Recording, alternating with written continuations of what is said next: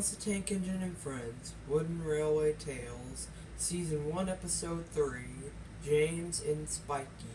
James was coming home from the works.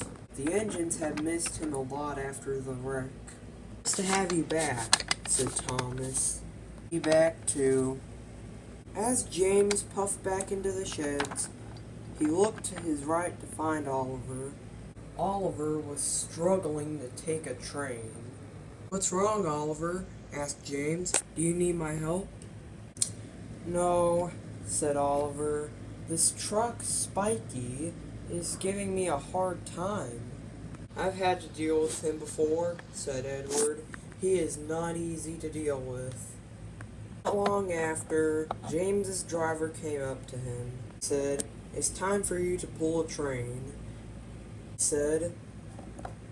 He puffed away. As he backed up to the train, he looked behind him. There was Spikey, and Duck arrived. "Good luck, James," he said. "Spikey's a lot to deal with." James got even more scared.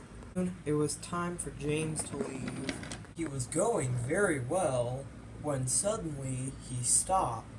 James was confused. "What's going on?" he asked. Then Spikey gave him a bump. "No," he said. Spikey stopped him again.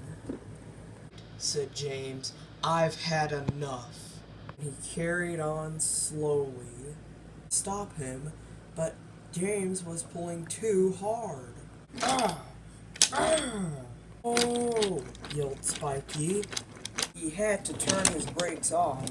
"One last trick for you," said James, soon coming to the sheds, where he crashed into the turntable. When he got to the bottom of the slope, he stopped, and Spikey derailed. Oh, said Spikey. James was very proud of himself.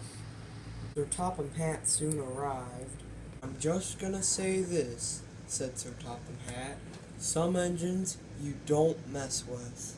Given another truck and took it instead on the journey, and when he came home, he saw something very unexpected. There was Spikey sitting at the side of Tidmouth's sheds. "Looks like Spikey got taught a lesson," said Henry. "He sure did," said James.